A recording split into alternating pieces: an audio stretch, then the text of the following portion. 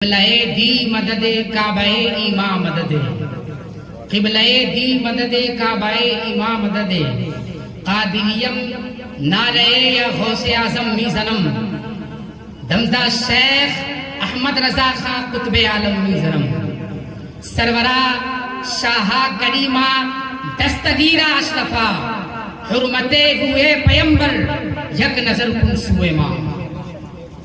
شاعر اقبال کہتا ہے منزل سے آگے بڑھ کر منزل تلاش کر، منزل سے آگے بڑھ کر منزل تلاش کر، مل جائے تجھے دریا تو سمندر تلاش کر، مل جائے تجھے دریا تو سمندر تلاش کر۔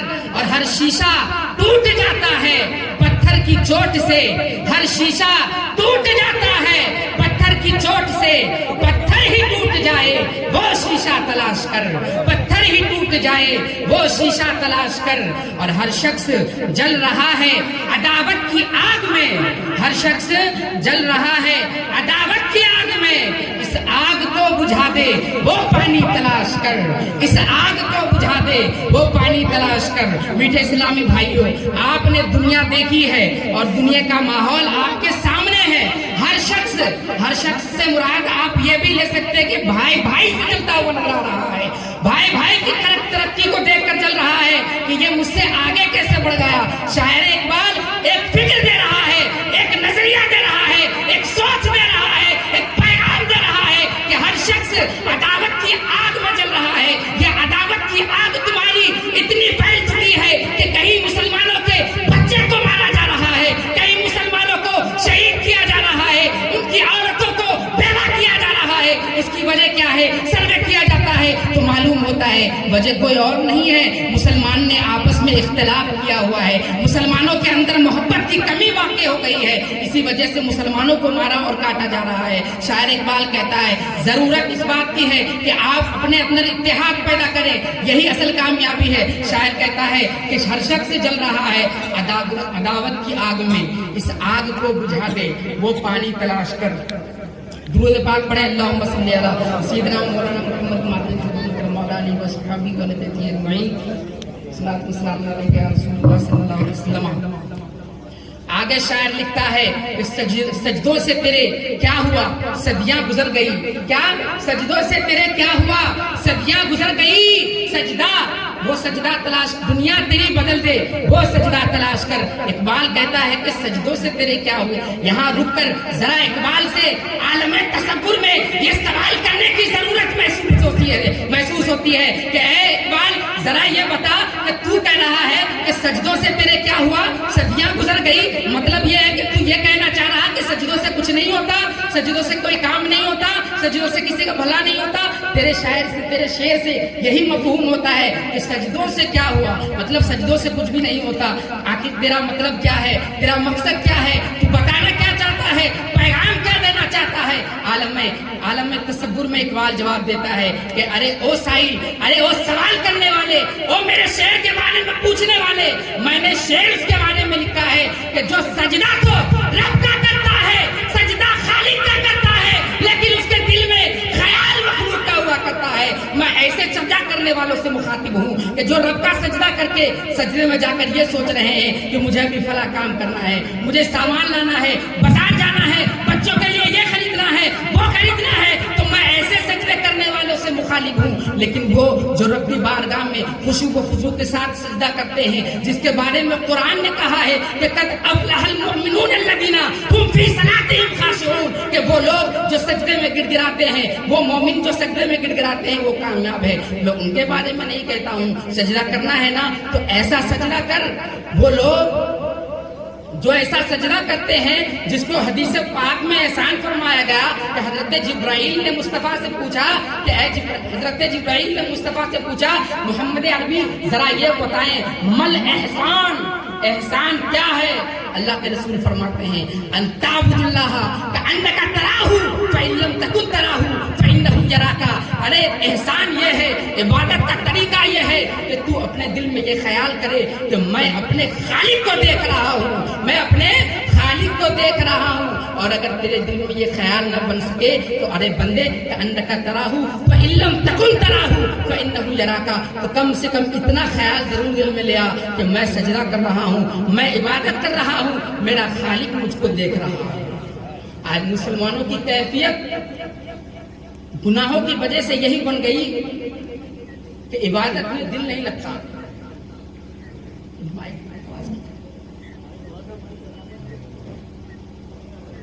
نمبر کیا ہے؟ ہاں تلے نمبر صحیح نہ دھیان رکھیں، ٹھیک ہے؟ باقی چلن دیں.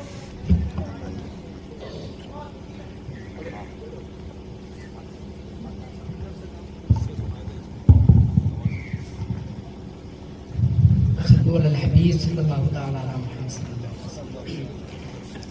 تو اقبال نے یہ فکر اور یہ نظریہ دیا کہ سجدہ ہمیں ایسا کرنا ہے، سجدہ اس کیفیت کے ساتھ کرنا ہے، اپنے رب کو، اپنے خالق کو، اپنے معبود کو یاد کرتے وقت کم سے کم مسلمانوں کی یہ سوچ اور سچے ایمان والوں کا یہ نظریہ اور یہ اعتقاد ہونا چاہیے، یہ خیال ہونا چاہیے کہ میں اپنے گناہوں کے سبب اپنے رب کو تو نہیں دیکھ سکتا، لیکن اتنا ضرور ہے کہ میرا رب مجھ کو دیکھ رہا ہے، میرا خالق مجھ کو دیکھ رہا ہے، میرا معبود مجھ کو دیکھ رہا ہے. اس کیفیت کے ساتھ اگر آپ سجدہ کریں گے، ایسے سجدے کرنے والے سے اقبال نے کہا کہ میں ایسے لوگوں کو نہیں کہتا ہاں جو سجدہ رب کا کر رہے ہیں، خیال دل میں مخلوق کا لیے ہوئے، میں ان لوگوں سے کہا کہ صدیاں گزر گئی، ایسے سجدوں سے کچھ ہونے والا نہیں ہے اور نہ ہوا ہے. تبھی تو آج مسلمانوں کی خستہ حالی نظر آتی ہے. میرے محترم دوستوں اور بزرگوں، ضرورت اس بات کی ہے کہ آپ اپنے رب کو، اپنے خالق کو، اپنے معبود کو اخلاص کے ساتھ یاد کریں.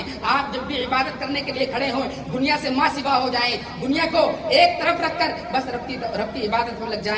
ایسے ہی لوگوں کے بارے میں اللہ نے قرآن میں فرمایا ہے کہ یہی مومن ہیں جو نماز میں گڑ گڑاتے ہیں اور روتے ہیں. قد افلح المؤمنون الذین هم فی صلاتهم خاشعون، کہ یہ وہ مومن ہیں جو نماز میں روتے اور گڑ گڑاتے ہیں اور رب سے فریاد کرتے ہیں. ایسے لوگ کامیابی کو درود پاک پڑھیں. اللہم صلی علی سیدنا مولانا محمد معدن الجود والکرم وعلی آلہ وصحبہ وذریاتہ وآل بیتہ اجمعین صلی اللہ تعالی علیہ وسلم. ایک مرتبہ کا واقعہ ہے، حضرت سیدنا سلیمان جزولی علیہ رحمت اللہ کبھی سفر پر روانہ تھے. کیا تھے؟ سفر پر کہیں جا رہے تھے. عین سفر کے وقت، درمیانے سفر، نماز کا وقت آ جاتا ہے. کیا آ جاتا ہے؟ نماز کا وقت آ جاتا ہے. مسلمانوں کی کیفیت کیا ہے؟ وہ ابھی اس واقعے سے پہلے سنیں کہ نماز کا جب وقت آ گیا، آپ رحمت اللہ تعالی علیہ رک گئے. وہی رک گئے کہ اب نماز پڑھوں گے. لیکن مسلمانوں کی کیفیت کیا ہے؟ مؤذن کہہ رہا ہے حی علی الفلاح، کامیابی اسی میں ہے، نماز پڑھ لے، زندہ ہے نماز پڑھ لے، کامیابی اسی میں ہے. ورنہ قبر میں جا کر کہے گا اے اللہ بس ایک بار موقع دے دے اور تجھے موقع عطا نہیں کیا جائے گا، ہے نا. تو یہاں مؤذن کہہ رہا ہے کہ حی علی الفلاح، بلا رہا ہے مؤذن. ہم اپنے کام میں مصروف ہیں، بلکہ بعض نادان اس قدر جری ہو گئے، اس قدر دین سے انحراف کر لیا، اس قدر دین سے منہ موڑے ہوئے ہیں تو مسجد کے آگے سے اذان کی آواز سنتے ہوئے گزر جاتا ہے، لیکن اسے توفیق الہی شامل نہیں ہے کہ وہ رک کر نماز ادا. بہرحال آپ رحمت اللہ تعالی علیہ نماز کا وقت آتا ہے، آپ رک جاتے ہیں، اپنا سفر روک دیتے ہیں اور نماز پڑھنے کے لیے وضو بنانے کی ضرورت محسوس کرتے ہیں. آپ پانی تلاش کرنے لگتے ہیں. پانی کہیں دور دور تک نظر نہیں آتا. بڑی تلاش کے بعد، بڑی جستجو کے بعد آپ رحمت اللہ تعالی علیہ کو ایک کنواں نظر آیا. کنواں کے پاس آپ جاتے ہیں، قریب جانے کے بعد دیکھتے ہیں کہ کنویں میں پانی تو موجود ہے، لیکن پانی نکالنے کے لیے کنویں کے آس پاس کوئی ڈول نہیں رکھی ہے کہ جس سے پانی نکالا جا سکے. آپ پریشان ہیں، آپ اسی حالت میں مبتلا ہیں. یہ سارا ماجرا اپنی چھت سے ایک بچی دیکھ رہی ہوتی ہے کہ یہ رحمت اللہ تعالی یہ جو بزرگ ہیں بڑے پریشان نظر آتے ہیں، چلو ان سے جا کر ان کی معلومات حاصل کرتے ہیں. وہ بچی نیچے آتی ہے. نیچے آنے کے بعد اس بزرگ سے سوال کرتی ہے کہ آپ ہی سلیمان جزولی علیہ الرحمہ ہیں جن کی شہرت، جن کا ڈنکا پورے شہر میں بج رہا ہے، اور آپ کی حالت یہ ہے کہ کنویں سے پانی بھی باہر نہیں نظر آ رہا، پانی بھی نہیں نکل رہا. یہ آپ کی حالت ہے. اتنا کہنے کے بعد بچی اپنا لعاب، اپنا تھوک اس کنویں میں ڈالتی ہے. جیسے ایک بچی اس کنویں میں اپنا تھوک ڈالتی ہے، اس کنویں میں تھوک ڈالنے کے بعد، اس بچی کے کنویں میں تھوک ڈالنے کے بعد کنویں کا سارا پانی آنن فانن باہر نکلنے لگتا ہے. بچی وہ بزرگ علیہ رحمہ ہے سلیمان جزولی ہیں، پریشان ہیں، حیران ہیں کہ کیا ماجرا ہے. یہ بچی نے تھوک دیا، تھوک پھینکا، پانی باہر آ گیا.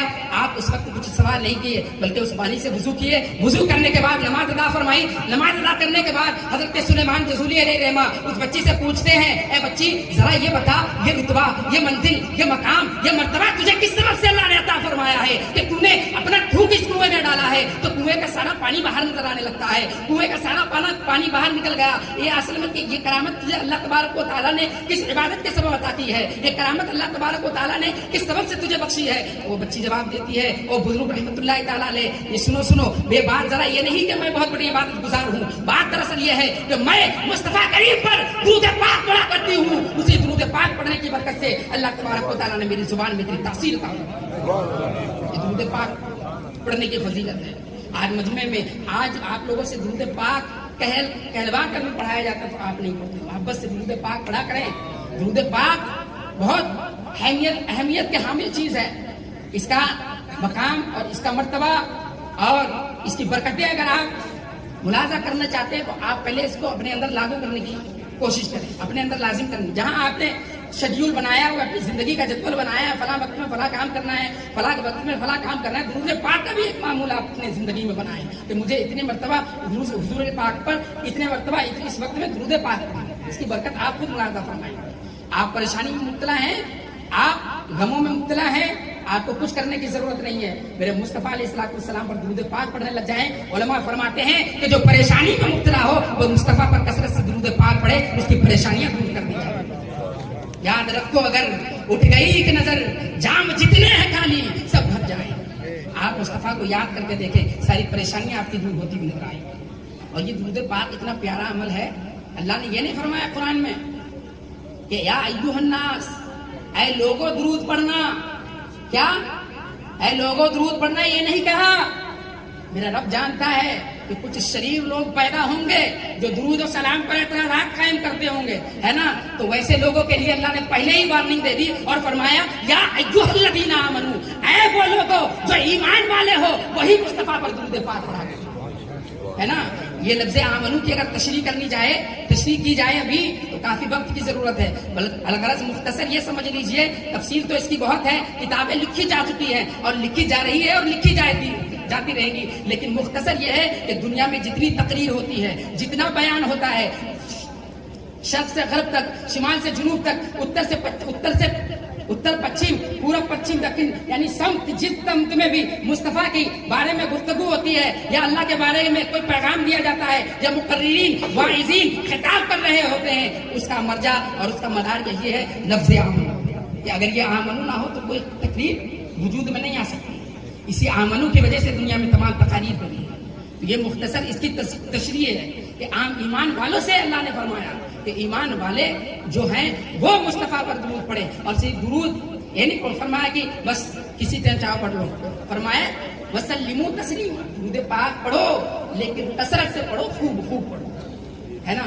تو ہمیں اپنی زندگی میں ہر چیز کے شیڈیول کے ساتھ درود پاک کا بھی معمول بنانا چاہیے. درود پاک پڑھیں. اللہم صلی علی سیدنا مولانا محمد وعلی الجود والکرم وعلى آله وأصحابه وذرياته وآل بيته وأمته أجمعين صلاة دائمة مقبولة تؤدي بها أن حقه العظيم. تو میں وہ عرض کر رہا تھا کہ وہ جو سلیمان جزولی تھے، وہ اللہ کے ولی تھے، وہ یہ ماجرا دیکھنے کے بعد اس بچی سے کہتے ہیں اچھا یہ بات ہے، ماجرا یہ ہے، درود پاک پڑھنے کی برکت سے اللہ نے اتنی بڑی کرامت سے نواز دیا.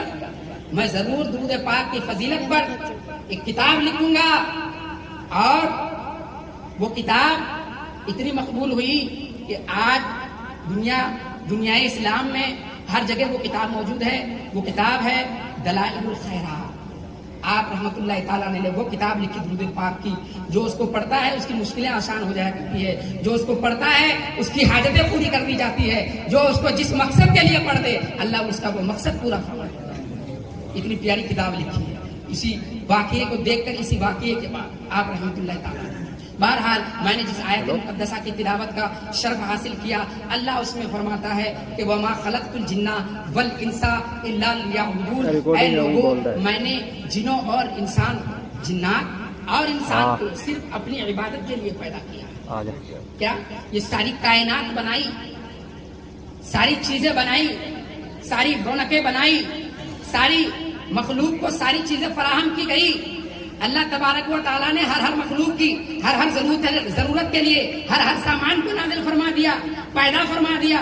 لیکن ان چیزوں کے باوجود بھی اللہ نے یہ نہیں کہا کہ یہ میرے لیے ہے. میں نے ساری چیزیں، اے لوگوں، میں نے ساری چیزیں تیرے لیے پیدا کر دی ہے، لیکن اگر تجھے پیدا کیا ہے تو کسی اور چیز کے لیے نہیں، صرف اپنی عبادت کے لیے تجھے پیدا کیا ہے، اپنا سجدہ کرنے کے لیے تجھے پیدا کیا ہے. اپنی عبادت اور